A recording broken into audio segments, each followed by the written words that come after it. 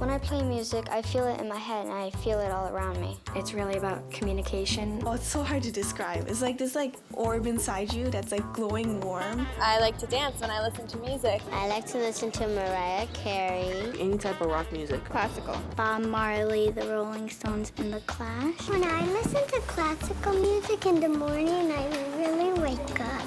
I just like playing because it's fun. I like to dance and it makes me feel happy. I like hip-hop. Broadway show tunes. Britney Spears. ABBA.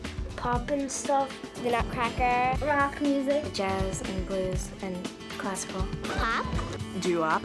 I like a lot of different kinds of music.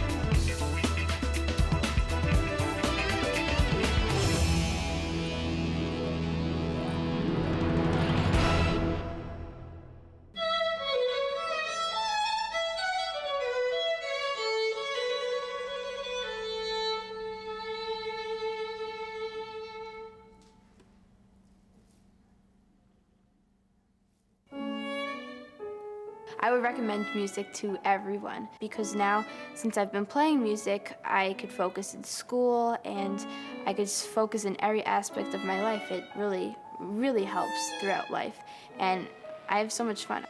I started at 5 and I loved it and I couldn't stop, and maybe at 8 or 9 I had to choose between piano and violin, which I was equally good at the time, and I could either try out for pre-college for violin or for piano, but I tried out for violin because violin is more social. I could take it along with me, play in an orchestra, and then take it and play in a chamber music group and meet so many different kids and people and play for millions, and I thought that was such an exciting idea. I met Brittany when she was 7, enormous talent, with no attitude, no competition, just a happy, regular, fabulous girl who everyone wanted to be friends with. Part of the reason that she's able to express herself musically with such joy is that's really who she is. Kids need good role models, even just a simple musician like myself that could just bring out something and interest kids. They get opened up, their eyes open up, and they become alert, and they're really excited when they hear it. They think it's something different, they don't know about it. And it's really nice when you play for a different audience than other than the serious, we know this music, adult audience, which is, it's a lot of fun. My bow and violin are a part of me. They're like my best friends because I am with them all the time. In my case, there is, of course, my violin and extra strings. I have 2 bows. One is a spare one also. And I have lots of pictures, some with my teachers and a lot of them with my friends when we were doing concerts. And many, many stuffed animals that were from various friends as good luck charms. You really bond with your instrument and you don't want to let it go ever. It really is, the instrument fits the person. When you have a match, you don't have to think about it. If you try out a violin and it feels really great, you know it. But if you have to think about it and wonder, is it okay, then you know it's not right. The bow is ready.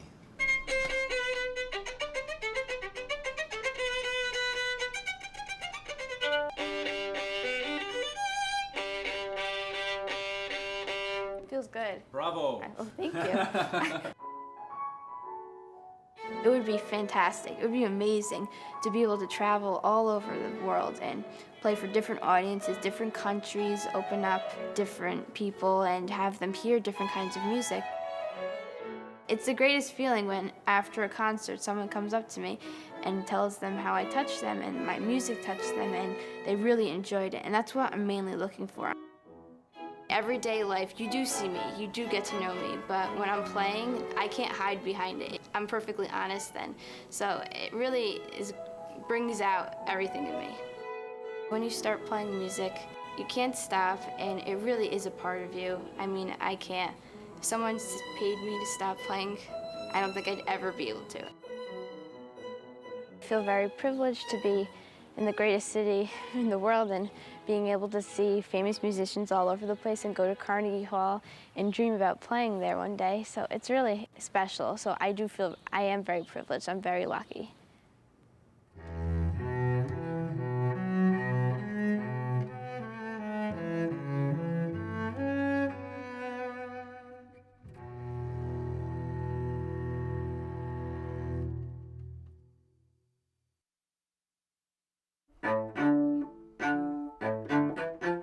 I started playing the cello when I was 7, 8, so 6.5, 7 years ago.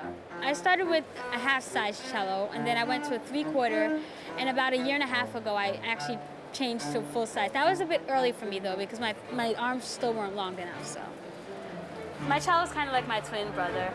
I go everywhere with my cello. I won't even let anybody carry my cello. I won't.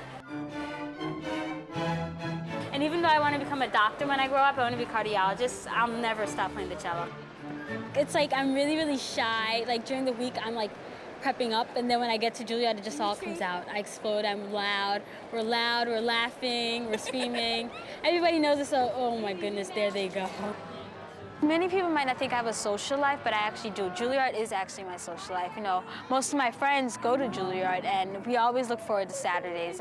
And when Saturday's over, we're just like, oh, we have to wait another week. Saturdays are my favorite day of the week.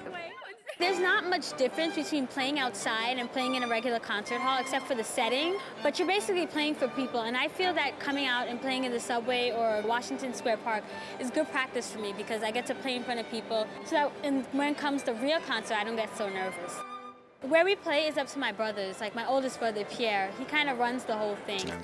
As opposed to Grand Central, where they might have the heating system on. It's a nice day. It's good going.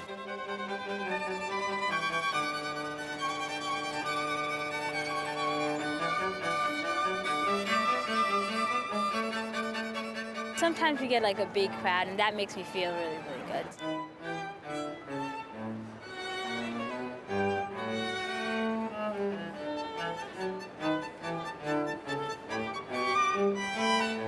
When I play, I'm in a world of my own, so anything outside, I'm not really focusing on. I'm focusing on what's inside and the music, of course. But usually when I snap back into reality, I usually smile.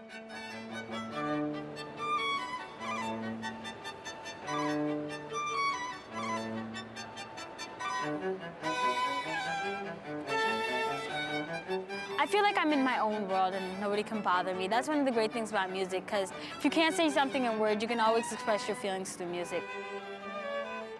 I feel great when I'm playing.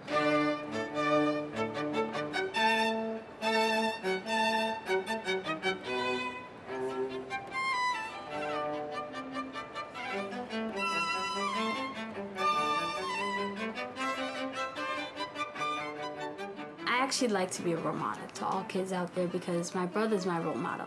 He actually started the whole thing. He took a trip to Lincoln Center in 4th grade, and then my other brother followed along. So of course I followed along because they're doing it. I was just like, oh, I can do this too. But if you were to tell us like 9, 10 years ago that I was gonna play the cello, I'd be like, no, you're crazy.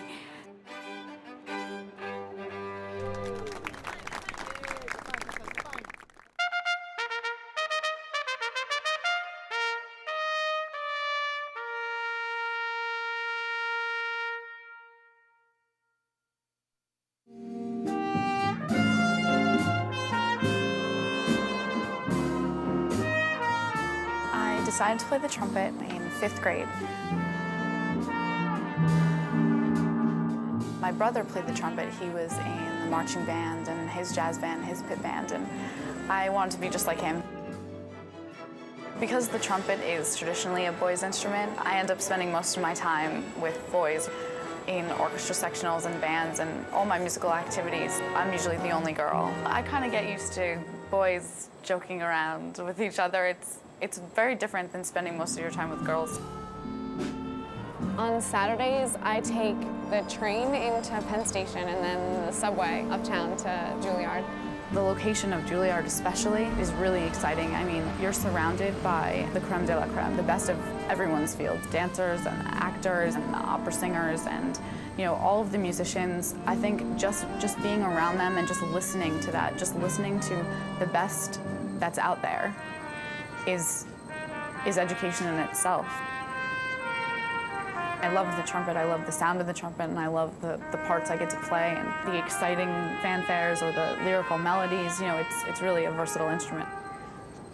No matter my instrument, I would still be just as, you know, connected with music.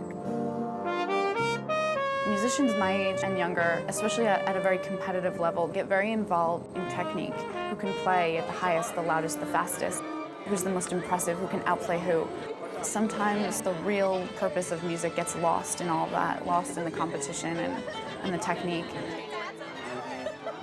And I think that one of the best attributes that I can offer as a musician is really my passion and, you know, my emotion that I try and keep in the music.